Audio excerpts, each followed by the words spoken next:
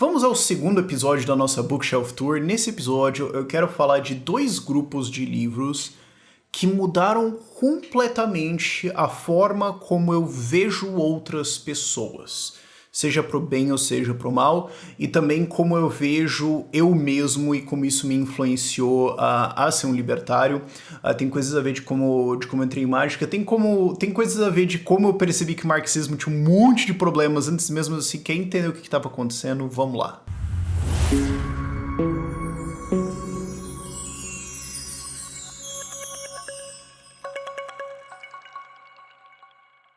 Pra quem não sabe, uma Bookshelf Tour é quando o blogueiro resolve fazer uma tour da sua própria estante. A coisa que a maior parte dos caras faz, só uma lista de livros, mostra tudo mais. Eu resolvi separar livros importantes e influentes da minha vida em grupos que à primeira vista não fazem muito sentido, mas que conforme eu conto a história eles fazem, porque o ponto inteiro é contar a história, né? Você pega duas coisas que não fazem sentido, junta e tem uma história, né?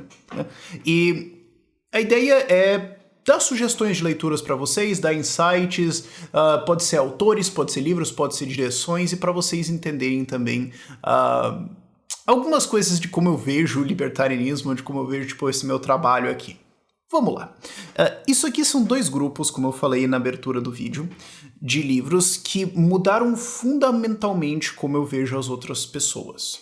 E um deles, inclusive, me mudou muito profundamente como ser humano. Tipo, se você me conhecesse quando eu tinha, assim, sei lá, 18, 19 anos de idade e aos 22, 23, você é dois seres humanos fundamentalmente diferentes em como eu via os outros e como isso me afetava, ok?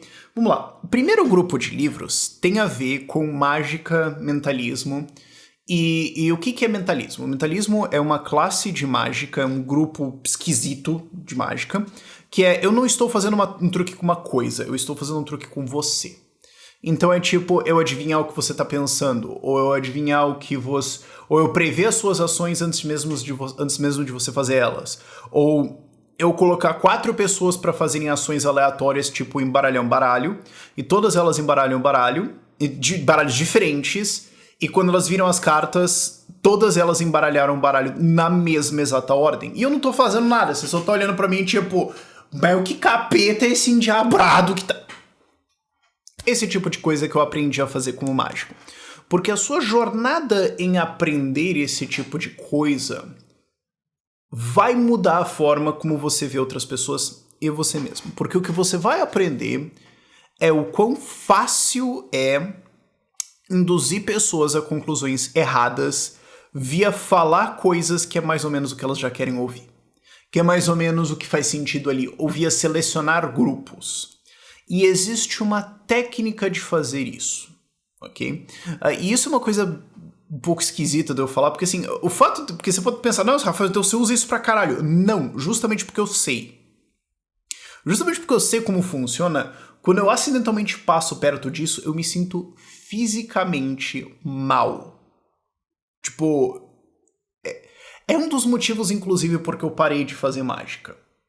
Não que eu goste de entrar muito nesse assunto, mas eu acho que a gente vai entrar nisso aqui um pouco. Um livro que é uma boa coisa pra assustar você em relação à humanidade é um livro chamado The Full Facts of Cold Reading, do Ian Rowling. Eu acho que não tem o The, eu acho que é The Full Facts of Cold Reading, do Ian Rowling.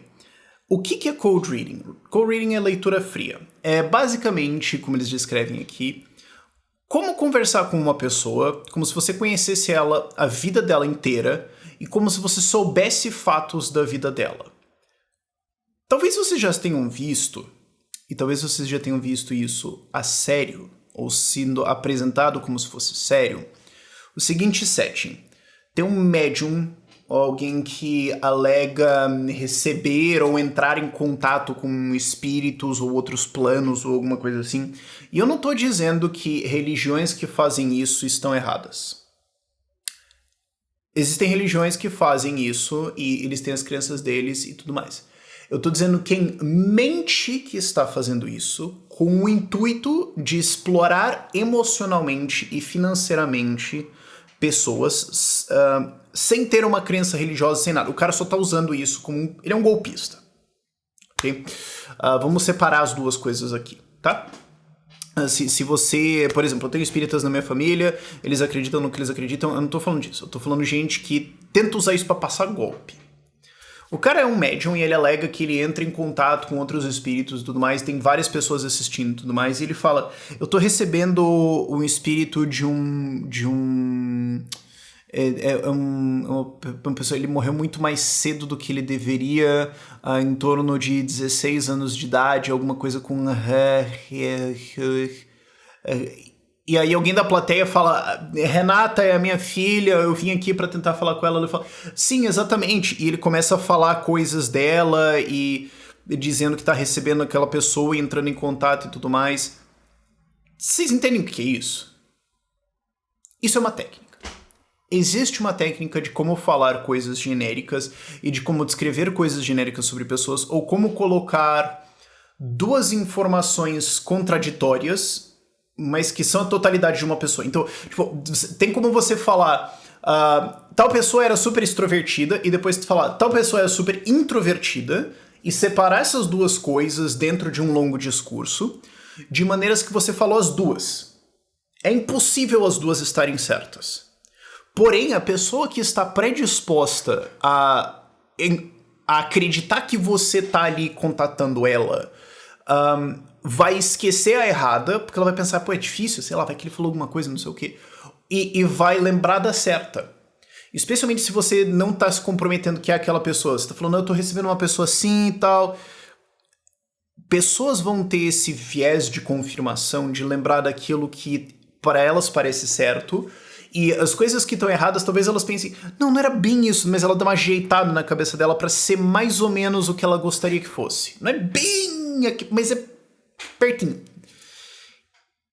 E com isso, esses médiums conseguem, esses golpistas conseguem se passar por pessoas com poderes e com isso se aproveitam de outras pessoas.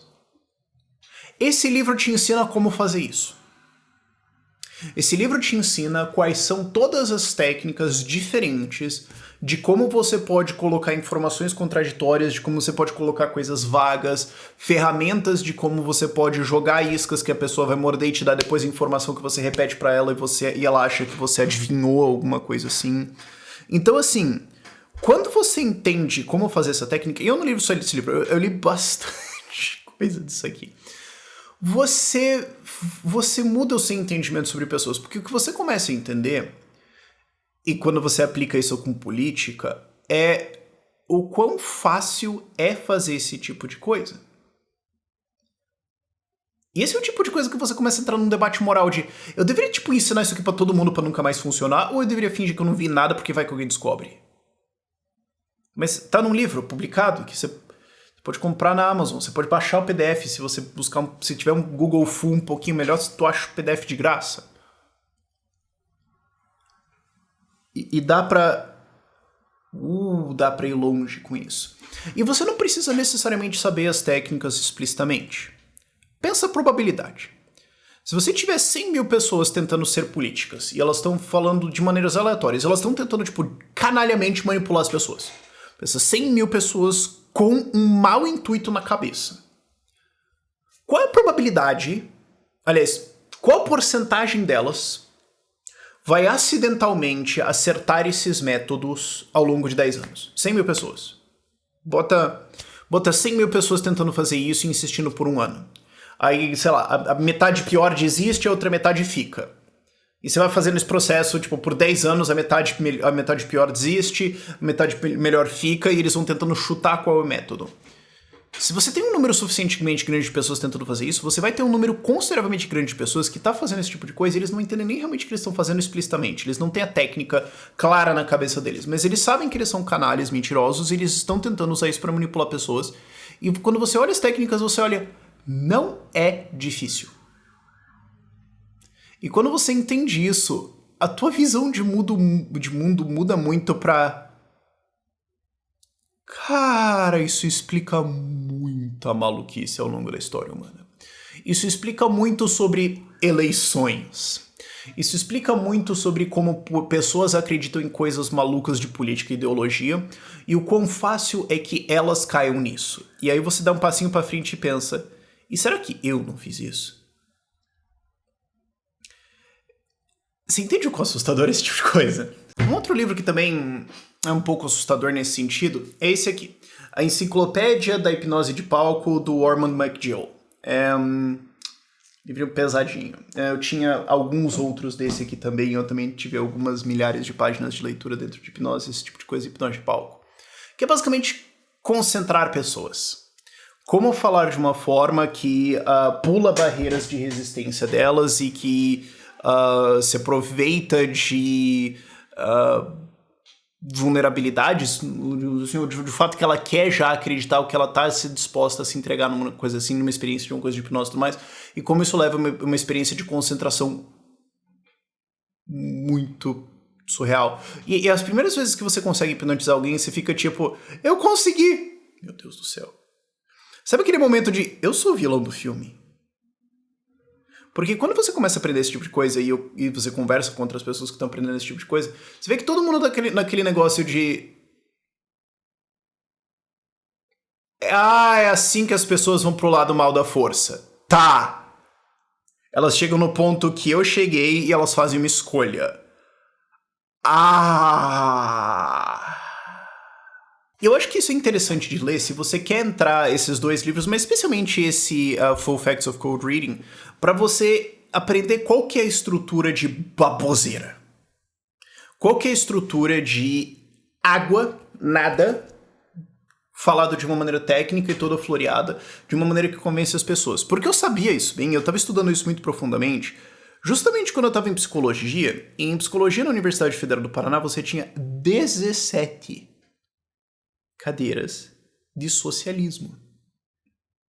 Tinha 4 cadeiras de neurologia, tinha 3 cadeiras de testagem, sendo que, assim, legalmente falando, a única coisa que só um psicólogo pode fazer é um teste psicológico com um laudo, tipo, de um teste QI ou de alguma coisa assim, certo? Legalmente falando, é isso que define um psicólogo. Atender essas coisas, outras profissões podem fazer e tudo mais. Você tinha 3 matérias disso, 17 de socialismo.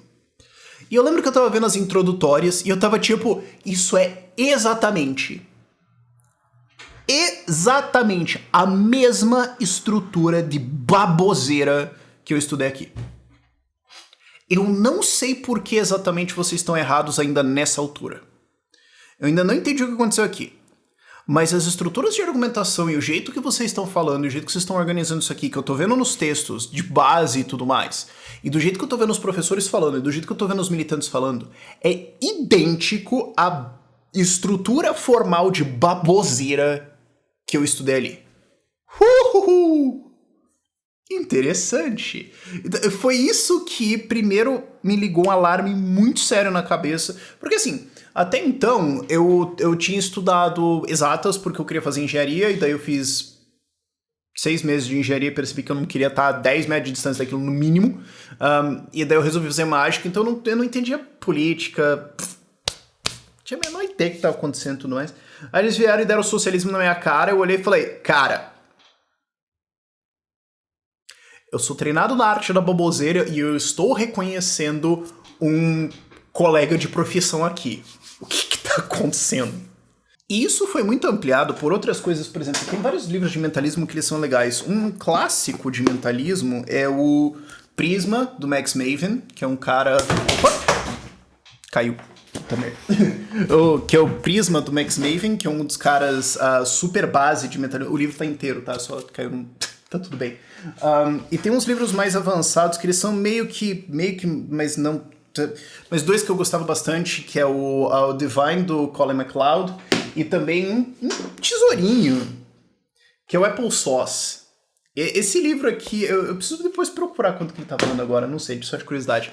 Mas quando você estuda esses livros de mentalismo, o que você tá aprendendo é como fazer truques que induzem as pessoas a acharem que você tem poderes, basicamente. E aconteceu um fato... que depois de contar ele algumas vezes eu pensei, será que eu tava sendo trollado? Mas não. É porque eu fiquei bom nisso aqui, eu realmente curtia muito fazer isso, pelo desafio, porque era um negócio que não era tipo só um truque de carta, tipo, ah, o que será que eu fiz com o truque de carta? Era tipo, eu fiz uns negócios meio encapetados aqui, não existe, eu não tô aqui no baralho, não fiz nada, você que fez tudo.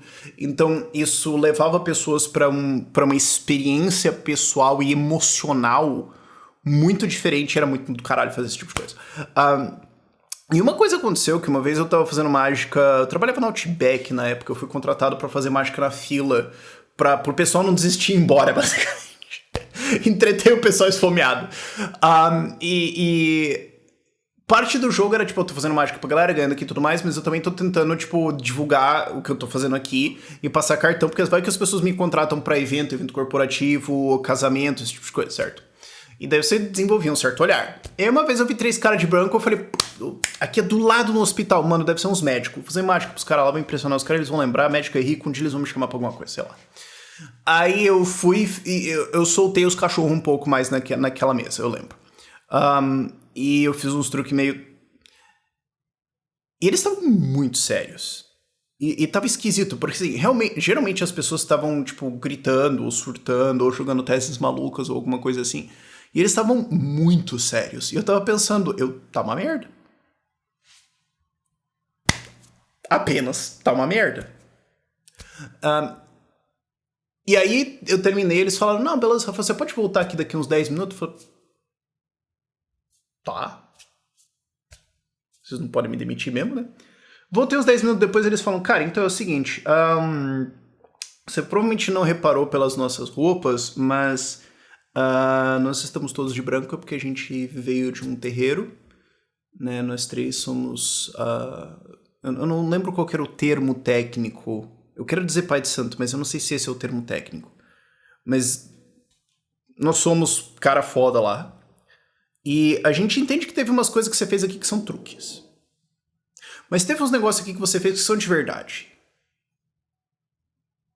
E você tem poderes e você tem a capacidade de fazer muitas coisas boas com isso. Então a gente queria convidar você pra vir lá e fazer um treinamento com a gente, entender, olhar, ver o que você pode fazer pelas pessoas pra usar isso pra uma coisa boa. E eu entendi que, tipo, talvez eles estavam levemente me dando uma bronca, mas o que me assustou foi que eu convenci, aparentemente, 3 pessoas dessa área de que, de fato, eu estava fazendo coisas reais. Muito tempo depois eu pensei, será que eles só estavam, tipo, realmente só me trollando? Tipo, vai que ele vai aparecer lá, e daí a gente tá com os confetes nele e chuta ele pra fora, não sei. Mas...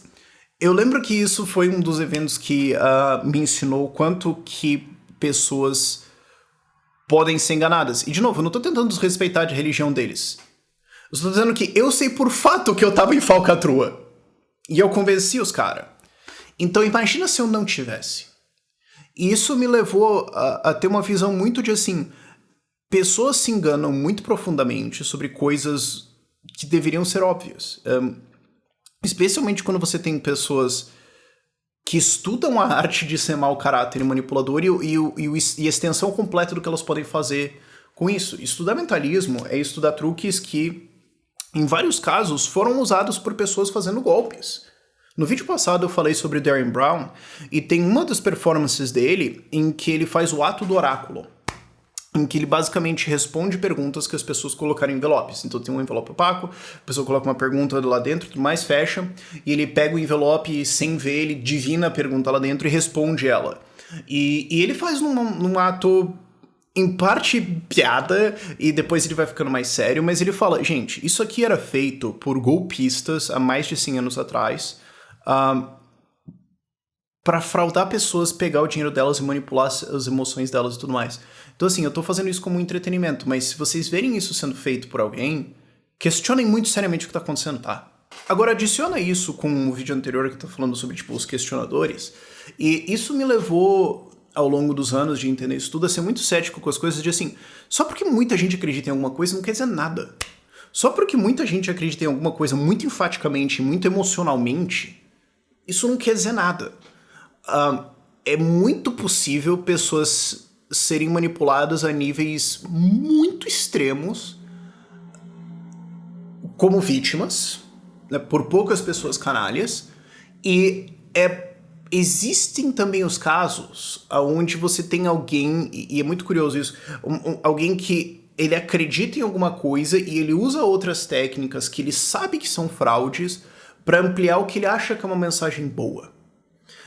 Teve vários documentários e várias coisas que eu vi sobre não documentários extensos, mas de análises de caso ou de depoimentos mesmo, de casos que falavam, tipo, eu era pastor da igreja, assim, e tal, eu pregava e tudo mais, e eu usava técnicas de hipnose de palco e tudo mais, que eu sabia que, tipo, tava errado, tava manipulando pessoas e tudo mais, mas era assim, era pra levar a mensagem de Jesus, pra pessoa acreditar mesmo, porque assim, eu tava manipulando nesse lado aqui, mas era pra uma causa maior. E daí passou uns anos, eu olhei e falei, mano, o que eu tô fazendo? Eu parei. E daí eu tô aqui agora explicando sobre isso, eu ajudo a derrubar essas coisas e tal. E quando você leva isso pra política, ou realmente pra visão de mundo e tudo mais, isso muda a forma como você vê as pessoas e os sistemas. Isso faz com que você olhe para as coisas com uma... Existe uma tendência das pessoas a imaginar que se alguma coisa tá ali há muito tempo e tá sendo aderida por muita gente, porque tá dando certo. E quando você entende isso, você entende que não, nada a ver. Simplesmente não existe a menor conexão entre as duas coisas. E isso faz você ver o mundo de uma forma diferente. E como diziam os grandes do Monty Python, e agora para algo completamente diferente, psicologia. O outro grupo de livros que completamente mudou a minha vida, eu vou dar 2 sugestões de leitura aqui para vocês, eu anotei aqui para ver o nome certinho, é o Compreender o Behaviorismo do Baum e o Princípios Básicos de Análise do Comportamento do Moreira e Medeiros, que são 2 livros de introdução à análise do comportamento. A minha introdução foi por outros livros, mas esses são mais modernos. E também tem muita coisa que eu li em inglês, que não tá... Eu acho que esses 2 aqui são bem simples. O Compreender o Behaviorismo do Baum, eu entrei no behaviorismo por um livro que foi tipo a edição, sei lá, 5 ou 8 anteriores a essa, provavelmente. E o Moreira de Medeiros é arroz e feijão padrão de análise do comportamento. Porque foi estudar isso que me fez compreender como os seres humanos funcionam. E daí você pensa, mas Rafael, você já tinha visto todos esses negócios de leitura fria, de hipnose e tudo mais, sim, entendia. Então você já não entendia, mas sim, mas não. Tipo, eu entendi certos mecanismos ou algumas coisas, ou coisas de conversação, mas não o processo. E behaviorismo me mudou muito fundamentalmente como pessoa, porque eu tinha problemas consideravelmente sérios com raiva ao longo da minha vida. Isso me arranjou vários problemas, isso moldou a minha vida. Isso foi provavelmente uma das 2 ou 3 principais influências da minha vida até os meus 20 anos de idade. Por uma frustração de não conseguir entender as pessoas e as coisas que aconteciam. E estudar a análise do comportamento me ensinou como as pessoas funcionam. Qual que é o mecanismo super simples? Quando você faz alguma coisa e é recompensado, o seu organismo entende, faz mais. Quando você faz alguma coisa e é punido, o seu organismo entende, faz menos? Não. Ele entende, fazer isso aqui vai dar merda. Talvez eu possa fazer em outro lugar. Ou quem me puniu? Aquele cara. Então talvez eu queira fazer isso ainda, mas não na presença dele. Ou eu tenho que fugir desse cara. Eu tenho que fugir do lugar que me puniu, eu tenho que fugir das coisas associadas à punição que eu tomei. Eu tenho que evitar essas coisas porque eu ainda quero fazer esse comportamento. Por quê? Por que eu estou exibindo esse comportamento? Porque de alguma forma ele é satisfatório para mim. De alguma forma ele vai me trazer algum alívio, algum reforço, alguma alegria, alguma satisfação. E eu não tô dizendo aqui, tipo, alguma coisa intelectualmente compreensível, mas tô dizendo, tipo, uma sensação de bem-estar, neurotransmissores. Tipo, sabe? Comida, sexo, esse tipo de coisa, ok? E essas regras básicas moldam todos nós. Todos os nossos comportamentos vêm disso. Tipo, o meu comportamento, isso é uma coisa que a minha mãe veio pro Natal aqui, dela tava conversando com a minha namorada, tipo, ela tava falando, tipo, Rafael, quando você faz uma pergunta, ele sempre fazia essas, né, de voltar a explicar as coisas, dessas explicações longas. Eu falei, sim, mãe, eu fazia isso quando eu era criança, e quando eu fazia isso, você ouvia e conversava comigo. Então, eu falar e estudar as coisas e depois ser capaz de reproduzir elas e mostrar que eu aprendi alguma coisa, fazia minha mãe dar atenção. Então, eu virei um palestrinha. Você moldou isso com o seu comportamento de dar atenção pra isso. E aí virou youtuber, então não reclamo. Mas é impressionante como essas pequenas coisas, como quando a gente é criança, vão moldando em coisas maiores. E a gente o jeito que a gente age, esse amálgama, esse pilha de comportamentos que a gente foi adquirindo ao longo da vida, que em algum momento foram funcionais, em algum momento eles eram a resposta correta para algum ambiente. Quando alguma coisa acontecia, a gente fazia isso e saía ganhando alguma coisa. Talvez não era a resposta mais socialmente adequada ou moralmente válida. Talvez não era a coisa mais desejável para os nossos pais. Talvez não era a coisa que a gente gostaria de fazer. Mas aquele comportamento foi feito e foi reforçado, ele foi solidificando, e outras coisas foram sendo desagradáveis pra gente, o que causou fugas, o que causa esquivas, o que faz com que a gente evite pessoas, ou que a gente adquira certos comportamentos. Por exemplo, crianças que apanham tendem a parar os comportamentos errados que elas estão fazendo? Não! Elas continuam fazendo. Por quê? Porque de alguma forma é satisfatório para elas, mas elas aprendem a mentir, a fugir, a esconder, porque se elas não são pegas, elas não são punidas. Então elas desenvolvem comportamentos de esquiva. E aí você começa a pensar, então é assim que político se cria. Mas isso começa a ficar interessante quando você chega em certas coisas que são reforços ambientais. Tipo, exemplo basiquinho. Tem um fogo ligado e eu boto a minha mão em cima. Vai doer e eu vou tirar a minha mão. Fim. Mas é uma relação minha com o ambiente. Em boa parte das interações humanas, das situações humanas onde comportamentos são punidos ou reforçados, eles são por outro ser humano. E esse outro ser humano vai punir ou reforçar muito de acordo com comportamentos que ele tem. Que ele talvez não perceba. Que ele não entende exatamente o que ele está fazendo ou por quê. Que ele não entende exatamente qual é a função daquilo ou de onde que veio. Mas ele vai reproduzir aquilo. E aquilo pode, inclusive, ter o resultado oposto ao que ele gostaria. Mas como é o piloto automático dele, é aquilo que ele adquiriu e foi refinado na vida dele, talvez por pessoas que também não sabiam o que elas estavam fazendo, ele vai responder aquilo. E boa parte do processo de terapia é você falar, tá, mas espera. Você tá sofrendo por causa de A, certo? Certo. Mas você fez A. Sim. Você entende que A não tem o menor sentido. Não, agora quando você coloca assim, eu entendo. Tá. Mas da onde que veio esse A? Você aprendeu isso dessa forma. Mas você entende que nesse sentido aqui, onde você aprendeu isso quando você era mais jovem, isso fazia sentido, mas aqui não faz? Entenda. Então você entende por que agora, nessa situação, você joga um comportamento... Porque, tipo, é meio parecido, mas ele não vai funcionar nada, porque antes as pessoas que faziam isso funcionar eram só louca, e agora você tá numa situação onde não é isso, e você só tá reproduzindo um comportamento idiota, sim. Então vamos fazer o seguinte, vamos ter uma ideia nova. Nessa situação aqui, ao invés de A, você vai fazer B. E vamos ver se dá certo. E você vai tentar detectar aonde que essas situações ocorrem, ou quais são as coisas que te levam a fazer A, ou quais são os reforços nisso, e vamos tentar ativamente manipular esse processo. Agora que a gente entende esse mecanismo, vamos tentar manipular isso ao nosso favor. E esse é o processo de você melhorar, esse é o processo de você mudar como você faz as coisas, ou hábitos que você percebe que você tem e você não gosta. Ou como você pode mudar isso em outras pessoas. Tipo, eu não gosto que as outras pessoas façam isso. Você pode explicar isso pra elas, ou você pode mudar o jeito que você trata elas pra tentar mudar o comportamento delas. Isso é manipulação. Sim, mas no sentido bom, de tipo, por exemplo, meus filhs. Meus filhos estão fazendo A, B e C e tudo, não sei o quê. Tá, mas qual que é a sua resposta? Gritar com eles. Mas você quer que eles façam X, Y e Z? Sim. Eles fazem A, B e C? Sim. E daí, tipo, você fica longe deles no seu trabalho e tudo mais, aí você chega e eles querem a sua atenção, mas você tá cansado. E daí eles estão fazendo A, B e C e você grita com eles. O que, de certa forma, na verdade, dá atenção. Então, de uma forma muito esquisita, eles estão ganhando atenção e você também tá berrando com eles. O que também vai ensinar pra eles que quando alguma coisa que acontece que não é o que eles gostam, eles deveriam berrar com as pessoas. O que também não é isso que você gostaria, né? Não, ok, beleza. Então você gostaria, na verdade, que XYZ acontecesse. Você em algum ponto sentou com eles e explicou que era pra acontecer XYZ? Não. Então vamos tentar. Eu sentei e expliquei tudo mais. Mas eles não fizeram. Sim, eles têm 6 e 8 anos. Eles são crianças, eles não entendem as coisas. Você vai ter que repetir isso 286 vezes por dia. Vamos tentar insistir nisso e ganhar vantagens, ganhar evoluções com isso? Quando eu entendi isso, eu mudei como ser humano, porque eu não consigo mais ficar puto com as pessoas.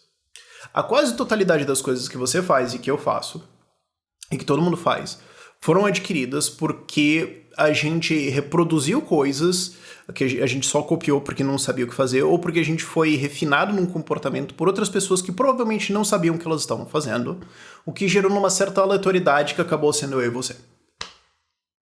Então, de certa forma, nós somos vítimas de pessoas que também são vítimas, que também não entendem o que foi feito com elas. Então ninguém é culpado.